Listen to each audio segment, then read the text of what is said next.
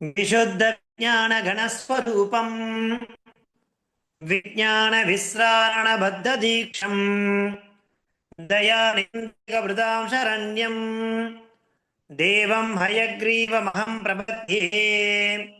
நமஸ்பாயை. இன்றைய தினம் ஸ்ரீமத் ஆதிசங்கரர் அருளிய ஸ்ரீ விஷ்ணுபாதாதி கேசாந்த ஸ்தோத்திரத்தினுடைய ஸ்லோகம் நம்பர் 45, 46 மற்றும் 47. மொத்தம் இந்த விஷ்ணுபாதாதி கேசாந்தத்தில் 52 ஸ்லோகங்கள் இருக்கு. மொத்தமா 52 ஸ்லோகங்கள். இன்றைய தினம் நாம 45, 46, 47 இந்த 3 ஸ்லோகங்களை பார்த்து முடிச்சுட்டோமேனா அடுத்தது 5 ஸ்லோகங்கள் தான் மீதம் இருக்கும். சென்ற வகுப்புல 44வது ஸ்லோகம் வரைக்கும் பார்த்து முடிச்சிருந்தோம். அதுல எம்பெருமானுடைய லலாட்டம்னா அழகான நெற்றி. அந்த நெற்றி பகுதி எப்படி இருக்குனாக்கா ஒரு நாடக மேடை மாதிரி இருக்கு. அதுல எம்பெருமான் பலவிதமான பாவனைகளை காண்பிச்சு அந்த நாடகத்தை நடிச்சுட்டு இருக்கார் அப்படிங்கிற மாதிரி ஒரு விஷயத்தை எம்பெருமான் அந்த பறந்து விருந்த லலாட்டம்னு சொல்லக்கூடிய நெற்றி பகுதியை அழகா வர்ணிச்சு காண்பிச்சிருந்தார். தொடர்ந்து இன்றைய தினம் சற்று கொஞ்சம் மேல போய் என்ன பண்ண போற அப்படின்னாக்கா எம்பெருமானுடைய அந்த திருமுடி, பாதாதி கேசம் சொல்லும் பொழுது அந்த கேசம்னா முடி, அந்த கூந்தல்னு சொல்லுவோம் இல்லையா, அது அப்படியே கொத்து கொத்தா இருக்கு எம்பெருமானுடைய தலையில. ஏன்னா நெற்றியில வந்து நெற்றிக்கு மேல தலை, அந்த தலையிலேருந்து முடிகள் அழகா கொத்து கொத்தா இருக்கு. அதற்கு மேல அடுத்தது கிரீடம்ன்றதை வர்ணிக்க போறார் இன்றைய தினம். இந்த எம்பெருமானுடைய முடி அந்த படத்துல பாருங்க, படத்துல பார்த்தாலே தெரியும் நமக்கு. அழகான நெற்றி எம்பெருமான் நின்றுட்டு இருக்கார். ஆதிசங்கரர் வர்ணிக்கிறார். அவருடைய பாத கமலத்திலேருந்து ஆரம்பிச்சு அவருடைய ஜானுன்னு சொல்லக்கூடிய முட்டி, அவருடைய இடைப்பகுதி, அதில் அடைஞ்சிட்டு இருக்கக்கூடிய ஆபரணங்கள், நாபி இல்லையா, பக்ஷஸ்தலம், அதற்கு மேலே கண்டகா, அதற்கு மேலே அதனுடைய இதழ்கள், அப்புறம் நாசிகா, அப்புறம் கண்கள், கண்களுக்கு மேலே இருக்கக்கூடிய அந்த புரூஹுன்னு சொல்லக்கூடிய புருவங்கள், அதற்கு மேலே இருக்கக்கூடிய அந்த ஊர்து புன்றம், திருமண்காப்பு, அந்த திருமண்காப்பு இருக்கக்கூடிய இடமான லலாட்டம்னு சொல்லக்கூடிய நெற்றி, அதற்கு மேல பாருங்கோ அழகான கருமையான கூந்தல் தொங்கிறது பாருங்கோ இல்லையா. அதற்கு மேல கிரீடம் இருக்கு. அந்த கிரீடங்கள்ல பலவிதமான ஆபரணங்கள் ஜொலிக்கிறதுங்கிறத இன்றைய தினம் வர்ணிச்சு நமக்கு காண்பிக்க போற. பெருமானுடைய அந்த திருமுடியில இருக்கக்கூடிய அந்த அப்படியே சுருள் சுருளா இருக்கு இல்லையா, அது நிறைய வண்டுகள் கூட்டுல இருந்து கிளம்புறதான்.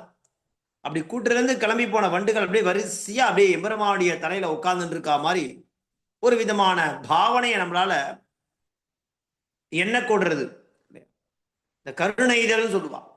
அப்பேற்பட்ட ஒரு விஷயத்தை அந்த ஸ்ரீபதியாக இருக்கக்கூடிய எம்பெருமான் யாரு, ஸ்ரீமன் நாராயணன், அவருடைய அந்த கூந்தல் அப்படியே கொத்து கொத்தா தொங்கிறது இல்லையா.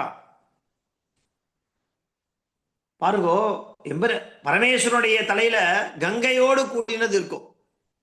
இங்க எம்பெருமானுடைய திருவிழையில் இருக்கக்கூடிய அந்த முடிகள்லாம், ஜடா முடிகள்லாம் யமுனை தான் இங்க இருக்கோ அப்படிங்கிற மாதிரி நமக்கு ஒரு தோற்றமானது ஏற்படுத்த கூடுமா. அப்பேற்பட்ட வியக்கத்தக்க தோற்றம் அந்த எம்பெருமானுடைய திருமுடியில தெரிகிறது அப்படிங்கிறத வர்ணிக்கிறார். அப்படியே கலைநயத்தோடு இருக்கு. அப்பேற்பட்ட எம்பெருமானுடைய ஸ்ரீபதனுடைய முகத்தை நாம பார்த்துட்டே இருக்கலாம். அந்த முகத்துக்கு மென்மேலும் அழகக்கூடியதாக, அழக கூட்டக்கூடியதாக எம்பெருமானுடைய திருமுடி கேசமானது அழகா சுருள் சுருளா அப்படியே கொத்து கொத்தா தொங்கின்னு இருக்கு. அப்பேற்பட்ட அந்த முடியானது நமக்கு சகல விதமான மங்களத்தையும் கொடுக்கட்டும்ங்கிறார் இந்த ஸ்லோகம் மூலமா. அடுத்த ஸ்லோகத்தையும் அதேதான். பெருமானுடைய கேசம்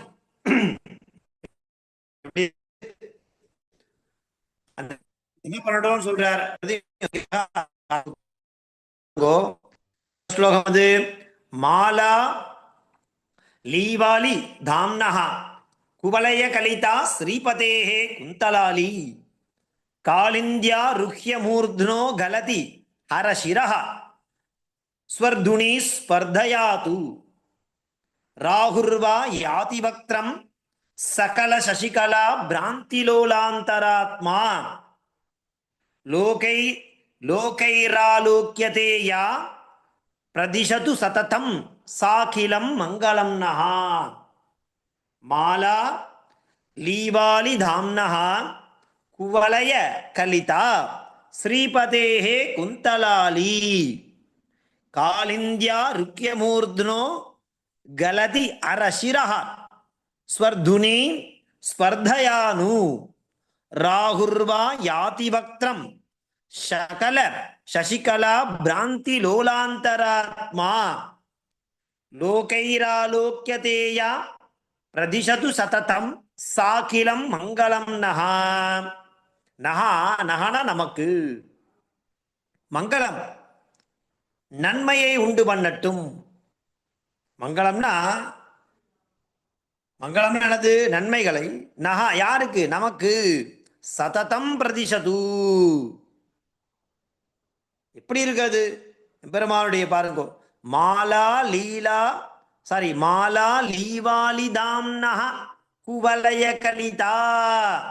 இந்த கூடு இருக்கு, கூட்டிலிருந்து கிளம்பிய வண்டுகள் அது என்ன பண்றது அப்படியே வரிசையா உட்கார்ந்துருக்கு வண்டுகள் அப்படியே கூட்டு வரிசைன்னு சொல்லுவா இல்லையா, அந்த மாதிரி நினைக்கக்கூடிய காலிந்தியா ருக்யமூர்த்தனோ கலதி எங்க அரசிரஹா அதுல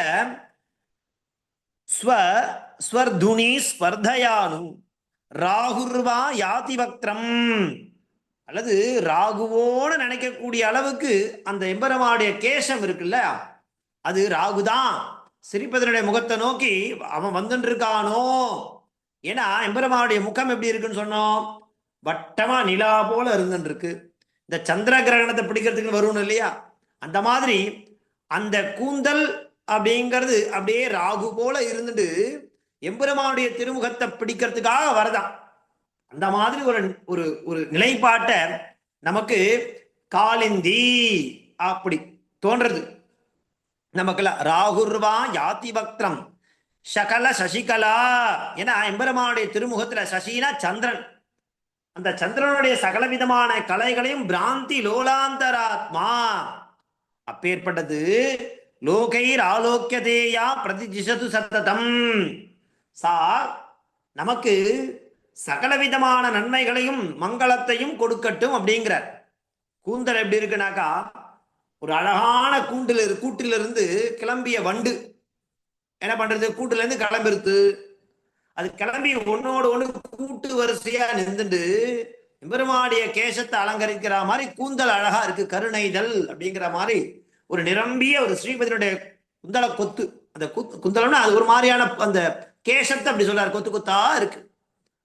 அது பரமேஸ்வரத்தில் இருக்கக்கூடிய கங்கையோடு போட்டி போட்டு யமுனை தானோ அப்படிங்க பிரமிக்கிற அளவுக்கு காலிந்தியா ருக்யமூர்த்னஹா கலதி அரசிரஹா இல்லையா ஸ்வர்துனி ஸ்பர்தயாது போட்டி போடுறது, இது கங்கையா யமுனையா அப்படிங்கிற மாதிரி. ஏன்னா சிவபெருமானுடைய தலையிலிருந்து கங்கை இருக்கும், அதே மாதிரி கிருஷ்ணனுடைய தலையிலிருந்து இந்த ஜடாமுடியிலிருந்து என்ன வருமோ யமுனை வரா மாதிரியான ஒரு ஆகாரத்தை காண்பிக்கிறதா. அப்பேற்பட்ட சுருளான கேசங்கள். மேலும் அது ராகுர்வா யாதி பக்திரம் சகல சசிகலா பிராந்தி ஒரு பிரமையை ஏற்படுத்துறது. எம்பெருமானுடைய கூந்தல் ராகுதான் வந்துருது. ஏன் அப்படின்னாக்கா எம்பெருமானுடைய திருமுக மண்டலம் சந்திரனை போல பிரகாசிக்கின்றிருக்கு, அதை பிடிக்கிறதுக்கு வந்துட்டோ நினைக்கிற அளவுக்கு எம்பெருமானுடைய கூந்தல் கேசமானது அமைஞ்சிருக்கு அப்படிங்கிற மாதிரி தோன்றது எனக்கு அவர் வர்ணிக்கிறார். ஏன்னா கற்பனை அப்படிங்கிறது கவிஞனுக்கு மட்டும்தான் வரும் இல்லையா. கவி நிர்மாணத்துல அவளுக்கு எந்த வித ரெஸ்ட்ரிக்ஷன்ஸும் கிடையாது. ஆகாயத்தை பூமியில கொண்டு வருவா, பூமியை ஆகாயத்தை கொண்டு போவா, அவதான் கவிஞர். இந்த மாதிரி அப்படி தோன்றதுன்னு வர்ணிக்கிறார். எனக்கு ராகுதான் வருகிறானோ என்ன நினைக்கக்கூடிய அந்த அளவுக்கு ஒரு தோன்றக்கூடிய ஒரு நிலை எனக்கு தோன்றது. அத்தகைய கேச கொத்து இல்லையா, அது என்ன பண்ணட்டும் எனக்கு மங்களம் சததம் பிரதிஷது. நமக்கு கேட்கும்போது பாருங்க சுவாமி எனக்குன்னு கேட்கல இல்லையா, அங்கதான் அவருடைய ஒரு விஷயமானது நமக்கு தெரியறது. ஏன் வாழலாம் ஜெகத்குருன்னு சொல்றோம் அப்படின்னாக்கா எம்பெருமானிடத்துல பிரார்த்திக்கும் பொழுதே தனக்குன்னு பிரார்த்திக்காம நமக்குன்னு பிரார்த்திக்கிறார் பாருங்க. அதனாலதான் அவள ஜெகத்குரு இல்லையா. மாலா லீவாலி தாம்னஹா குவலய கலிதா ஸ்ரீபதேஹே குந்தலாலி காளிஞ்சா ருத்யமூர்த்னோ கலதி ஹரசிரஹ ஸ்வ ஸ்வஹ துனி ஸ்பர்தயானு ராகுர்வா யாதி வக்ரம் சகல சசிகலா பிராந்தி லோலாந்தராத்மா லோகைரா லோக்கியதேயா பிரதிதிஷத்து சததம் சாக்கிலம் மங்களம் நஹா. அப்படிங்கிறது மூலமாக எம்பெருமானுடைய கேசம் எப்படி இருக்கு, கூந்தல், அந்த கூந்தலானது ராகுவோ நினைக்க தோன்றது. எம்பெருமானுடைய கங்கையை எப்படி சிவபெருமான் தரிசிச்சிருக்காரு அந்த மாதிரி இங்க யமுனையோன்னு தோன்றது இல்லையா. அதே மாதிரி ராகு வந்து சந்திரக்கலையை பிடிக்கிறதுக்கு வரா மாதிரி அவருடைய கேசமானது இருக்கோன்னு தோன்றது. இப்படியான பல விஷயங்களை கருணைதல்ன்றதோட நிரம்பிய ஸ்ரீபெருடைய அந்த கூந்தல் குத்தானது, கேச குத்தானது நமக்கு சகல விதமான நன்மைகளையும் அப்படிங்கிறதாக அந்த 45வது ஸ்லோகம் மூலமா நமக்கு அழகா காண்பிச்சு கொடுக்கிறார். அதை தொடர்ந்து 46வது ஸ்லோகத்தையும் கூந்தலை பத்தி தான் வர்ணிக்கிறார். எப்படி வர்ணிக்கிறார் அப்படின்னாக்கா, சுப்தாகாரா பிரசுப்தே பகவதி விபுதைஹி அப்யதிருஷ்டஸ்வரூபாஹ வியாப்த வியாமோந்தராலாஸ்தஹ தரள மணிருச்சா ரஞ்சிதாஹ ஸ்பஷ்டபாசஹ தேகச்சாயோத்கமாபாம் ரிபு வபு குரு லோஷரோஷாக்னி தூம்யாஹ கேஷாஹ கேஷித் விஷோணோ விததது விபுல கிளேஷ பாச பிரணாசம். பிரயோகம் பாருங்க. சுப்தாகாரா பிரசுப்தே பகவதி விபுதைஹி அப்யதிருஷ்டஸ்வரூபாஹ வியாப்த வியோமாந்தராலாஹ தரள மணிருச்சா ரஞ்சிதா ஸ்பஷ்டபாசஹ தேகச்சாயோத்கமாபா ரிபு வபுர குரு ப்ளோஷ ரோஷாக்னி தூம்யாஹ கேஷா கேஷித்விஷோணோ விததது விபு கிளேஷ பாச பிரணாசம். ஸ்லோகத்தை படிக்கிறதுக்கே நமக்கு பாக்கியம் பண்ணிருக்கணும். இந்த மாதிரியான ஸ்லோகங்களை நம்ம படிச்சு பழகிட்டோமேனா சம்ஸ்கிருதத்துல நம்மளால சரளமா எதவானாலும் படிக்க முடியும் இல்லையா. இந்த ஸ்தோத்திரங்களை படிக்கிறதுனால நமக்கு சம்ஸ்கிருத பఠனம் அப்படிங்கிறது ரொம்ப நன்னா வரும். அதே மாதிரி ஒவ்வொரு அக்ஷரமும் பீஜாட்சரம், தாத்பரியமும் ரொம்ப வசத்தியான தாத்பரியத்தை கொண்டது இல்லையா. சகல விதமான ஸ்ரேயசையும் கொடுக்கக்கூடியது. அப்பேற்பட்ட பதங்களை சுவாமி என்னமா பிரயோகிச்சிருக்காரு பாருங்க. சுப்தாகாரா பிரசுப்தே பகவதி விபுதைஹி அப்யதிருஷ்டஸ்வரூபாஹா. பகவான் உறங்குவது போல இருக்கக்கூடிய கேசங்கள் இல்லையா. பகவான் உறங்குறாரா? பகவான் சுப்தாகாராக பிரசுப்தே பகவதி விபுதைஹி அப்யதிருஷ்ட ஸ்வரூபா. ஸ்வரூபம்னா தோற்றம். பகவான் உறங்கும் பொழுது இல்லையா, உறங்குவது போல இருக்கக்கூடிய கேசங்கள்னு வர்ணிக்கிறார் அழகா. வியாப்த வியோமாந்தராலஹ தரள மணி ருச்சிதா ரஞ்சிதா ஸ்பஷ்டபாசா. அது எப்படி இருக்கு அப்படின்னாக்கா, அப்படியே பிரகாசமா இருக்கு. இந்த திசையந்திரங்கள்ல பரவி நின்று இந்த உடலே அழகு வெளிப்பட்டு இருக்கக்கூடிய பரவுகின்றதான். உடல்ல இருக்கக்கூடிய அழகு வெளியில பரவி, ஏன்னா உள்ளுக்குள்ள இருக்கக்கூடிய அழகு தெரியாம இருக்குங்கிறதுனால வெளியில அது பரவி நின்று தன்னுடைய அழகை காண்பிக்கிறதா. அப்படி நம்ம எல்லாம் பார்த்து மயங்க செய்கிற அளவுக்கு அந்த கூந்தல் அவ்வளவு அழகுங்கிறான். என்னமா கூந்தலை வர்ணிக்கிறார் பாருங்க. பெருமானுடைய கேசம் என்ன மாதிரி இருக்குனாக்கா, பகவான் உறங்கும் போது உறங்குவது போல இருக்கக்கூடிய கேசங்கள்னு சொல்றார். மேலும் தேவர்களே இல்லையா, கண்டறியப்படாதவனாய திசையந்திரங்கள் பரவி இருக்கு. தேவர்களாலேயே அந்த கேசத்தினுடைய திக்கு என்ன இல்லையா அப்படிங்கிறத, இது எந்த திக்கில போய் முடிகிறது, இது எந்த திக்கில ஆரம்பிக்கிறதுன்ற கண்டுபிடிக்க முடியாத அளவுக்கு எம்பெருமானுடைய கேசமானது அமைஞ்சிருக்கு. அப்படி பரவி நிற்கிறது அந்த கேசமானது. அது இந்த உடலழகையே வெளிப்பட்டு பரவுகின்றதோ அப்படிங்கிற மாதிரியான ஒரு மயக்க நிலையை ஏற்படுத்துறது. அப்படி இன்னொன்னு பாருங்க, எதிரிகளுடைய உடல்களை பொசுக்கக்கூடிய காட்டு தீ போல ஒரு புகை மண்டலம். இப்போ ஒரு நெருப்பு எரியறது, எத்திர எத்திர அக்னிஹி தத்திர தத்திர தூமகான்னு ஒரு வியாப்தி இருக்கு. அந்த மாதிரி எம்பெருமானுடைய கூந்தலை பார்த்தா நமக்கு என்ன தோன்றதுனாக்கா, அது புகை மண்டலமோடு நினைக்க கூடுறது. சரி, அந்த புகை மண்டலம் எப்படி ஏற்பட்டிருக்கும் அப்படின்னாக்கா, எதிரிகளை பொசுக்குவாராம் இல்லையா, கருவோடு அழிப்பாராம் எதிரிகளை. அப்படி எதிரிகளை பொசுக்கும் பொழுது காட்டு தீயினுடைய புகை மண்டலமோ திருமுடி இருக்கு அந்த தோற்றம் அப்படின்னு அவருக்கு அவருடைய எண்ணங்கள் தூண்டுறது இல்லையா. அத்தகையதான நாராயணனுடைய அந்த கேசங்கள் எங்களுடைய கட்டங்களை கையாளட்டும் சொல்றார் இல்லையா. தேக சாயோத்கமாபான பிரகாசம், தேகத்துக்குள்ள இருக்கக்கூடிய நிழல் அது வெளிப்பட்டா எப்படி இருக்குமோ அந்த நிழல் தான் எம்பெருமானுடைய கூந்தல் கருமையா இருக்கு. மேலும் ரிப்பு வப்பு குரு லோஷ ரோஷாக்னி தூம்யாஹா, தூமம்னா புகை, புகை மண்டலமோ நினைக்க கூடாது. எது? கேஷாக, யாருடையது? ரிப்பு வப்பு இல்லையா, ரிப்பு வப்பு ரகுல் ப்ளோஷ ரோஷாக்னி தூம்யாக, ஒரு கோபத்தினால எதிரிகளுடைய கருவறுத்து அவெல்லாம் தீயிலிட்டு பொசுக்கி அந்த தீ மூட்டத்திலிருந்து வரக்கூடிய கரு நிறம் தான் பெருமாளுடைய கூந்தலோ புகை மண்டலமோ.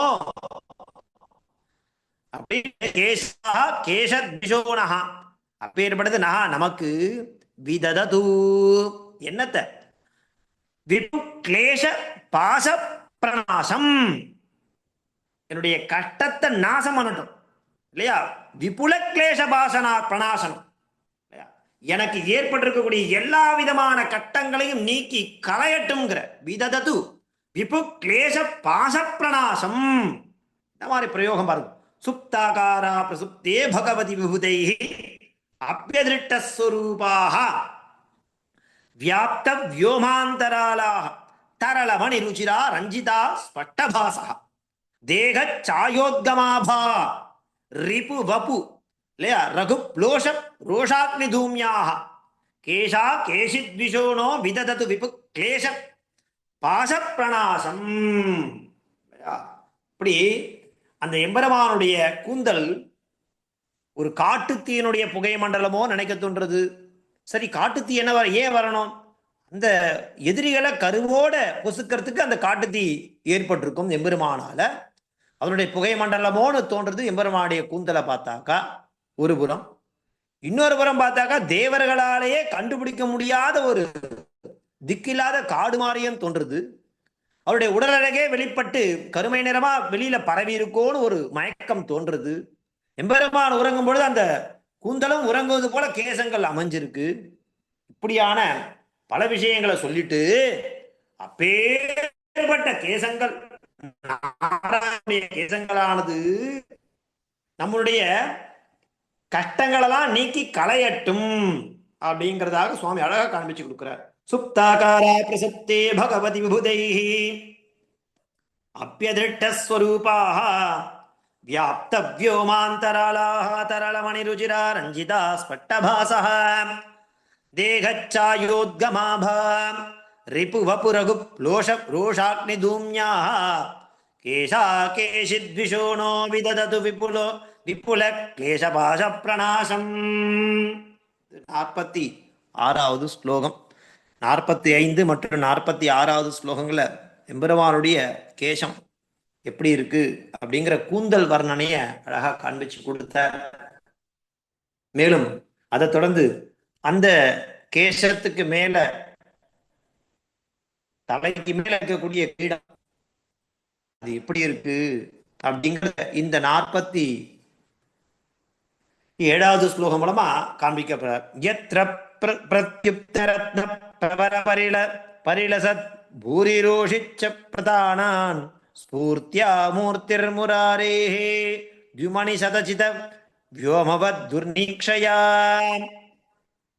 गुर्वत् पारे पयोधि ज्वलत् अकृत शशिका भास्वदौर् वग्निशङ्कां शश्वन्नः शर्मधिष्यात् कलुषतमः पाठनं तत्किरीटं किरीटं तत् किरीटं அந்த கிரீட்டம் எந்த கிரீட்டம்? எம்பெருமானுடைய தலைமையில எம்பெருமான் தரிச்சென்றிருக்கக்கூடிய தற்கிரீட்டம் அது என்ன பண்ணட்டும்? நமக்கு அழகா காண்பிக்கிறார் பாருங்கோ. பகவான் அணிந்துள்ள கிரீடம் அது என்ன இருக்கு? இப்போ நம்மளாம் இருந்துட்டு இருக்கிறது கலியுகத்தில் இருந்துட்டு இருக்கோம் இல்லையா? இந்த கலியுகத்தில் நமக்கு பலவிதமான கஷ்டங்கள், இருள் அப்படிங்கிறத வந்து சூழும். எதனால? அஜ்ஞானத்தால. இந்த கலியுகத்துல அஜ்ஞானம் அப்படிங்கிறதுனால இருளானது வந்து சேரும் அப்படிங்கிற இல்லையா சொல்லிட்டு, அந்த அஜ்ஞானன்ற இருளை போக்கக்கூடிய தன்மை அந்த கிரீடத்துக்கு உண்டு. ஏன் அப்படின்னாக்கா, இப்போ அக்கறையில எரியக்கூடிய அதாவது வாடவத்தின்னு ஒண்ணு இருக்கு. அந்த ஜுவாலைய நம்மளால பார்க்க முடியுமானா பார்க்க முடியாது. ஆனா எம்பெருமானுடைய அந்த கிரீடத்தை பார்க்கும் பொழுது அக்கறையில் எரியக்கூடிய வாடவத்தியினுடைய ஜுவாலையோ அப்படிங்கிற மாதிரி நினைக்கக்கூடிய அளவுக்கு பிரகாசம், தேஜஸ் அந்த கிரீடத்தில் நமக்கு தெரியறதா அதை பார்த்தா. ஏன் அப்படின்னாக்கா, ஜுவலது அக்கிருத சசிபாகா. ஏன்னா அந்த அதுல பதித்த பல அரிய ரத்தன கற்கள் இருக்கு. அதுல பலவிதமான மூர்த்தி முராரேஹே தியுமணி சதசித வியோமவது துர்நிரீக்ஷயா அப்படி எடுக்கிறார் பாருங்க. மூர்த்தி முராரேஹே அதுல இருக்கக்கூடிய சரீரத்துல பெருமான் கிரீடம் தரிச்சுட்டு இருக்கார்.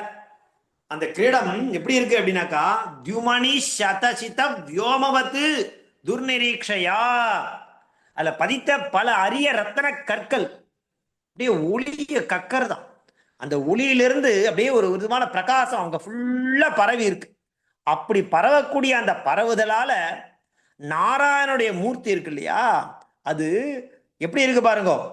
சதசித வியோமவது, 100க்கும் மேற்பட்ட சூரிய ஜுவாலைய மாதிரி இல்லையா.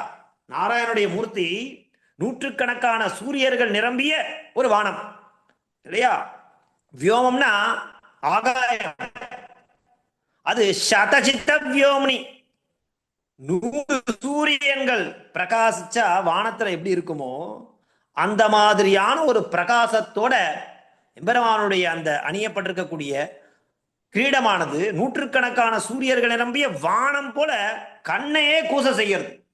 அதை பார்த்தா நமக்கு கூசறது. கண்ணை திருப்பி பாருங்க, ஒரு சூரியனையே பார்க்க முடியாது. எத்திர பிரத்யுப்தரத்ன பிரவர பரிலசது பூரிதோஷி பிரார்த்தனா ஸ்பூர்த்தியா. கண்ண நம்மளால ஒரு சூரியனையே கண் கொண்டு பார்க்க முடியலையே, பெருமாளுடைய கிரீடத்தை பார்த்தா நூற்றுக்கணக்கான சூரியன்கள் மின்றது. எதனால? அதுல பறிக்கப்பட்ட ரத்த கற்கள் போல. அதே மாதிரி வேற ஒரு இடத்துல தெரியக்கூடிய ஒரு ஜுவாலை, தீ எரியறதுன்னா அதனுடைய ஜுவாலை தெரியுமா? அது எப்படின்னாக்கா கிரீடத்தை பார்த்தா தெரியறதா நமக்கு. அந்த மாதிரி ஒரு வாடவத்தினுடைய ஜுவாலையோ என நினைக்கக்கூடிய அளவுக்கு அந்த கற்கள் அழகழகா பதிக்கப்பட்டிருக்கு எம்பெருமானுடைய கிரீடத்துல. அப்படி பதித்த அந்த அரிய வகை ரத்ன கற்கள்ன்றார். அதுவும் அது சஸ்வது நகா சர்மதிஷ்யாது கலி கலுஷத்தமஹா. ரொம்ப முக்கியமான பதம். இப்ப நாம இருந்துருக்கிறது களியினுடைய ஆட்டத்துல இருந்துருக்கோம்.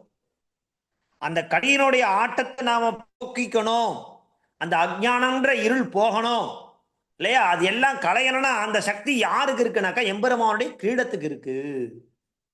அப்படி எம்பெருமானுடைய கிரீடத்தை நம்ம பார்த்துட்டே இருந்தோம்னா அது எப்படி பார்க்க, ஒரு சூரியனையே கண்கொண்டு பார்க்க முடியாது.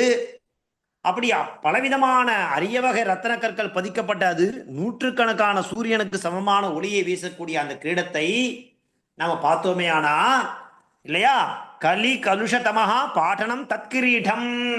அப்பா, நம்மளுடைய பாவங்களை, துக்கங்களை, இந்த கலியினால ஏற்படக்கூடிய அஜ்ஞானங்களை போக்கக்கூடிய சக்தி அந்த கிரீடத்துக்கு உண்டு. அப்பேற்பட்ட கிரீடத்தை நான் பார்க்கிறேன். அது நமக்கு சகல விதமான கலியில ஏற்படக்கூடிய அஞ்ஞானங்கள் எல்லாம் போக்கி தரட்டும் அப்படிங்கிறதாக இந்த 47வது ஸ்லோகத்துல தத்கிரீடம் சொல்லி அந்த கிரீடம் எப்படி இருக்கு, அதனுடைய காந்தி பிரகாசம் தேஜஸ் எப்படிங்கிறதாக சொல்லி அழகா வர்ணிக்கிறார். ஸோ இதோட 47 ஸ்லோகங்கள் பூர்த்தியாகிறது. இன்றைய தினம் 45, 46, 47 ரீதியில 3 ஸ்லோகங்களை நாம் எடுத்து அதனுடைய அர்த்தம் என்ன அப்படி தெரிஞ்சிட்டோம். இன்னும் மேலும் 5 ஸ்லோகங்கள் 5 இந்த ஸ்ரீ விஷ்ணு பாதாதி கேசாந்த ஸ்தோத்திரம் அப்படிங்கிற ஸ்தோத்திர பாடத்தை முழுமையா முடிச்ச மாதிரி ஆகும். தாசன் இன்றைய தினத்திற்கான அவகாசம் ஆயிடுத்து.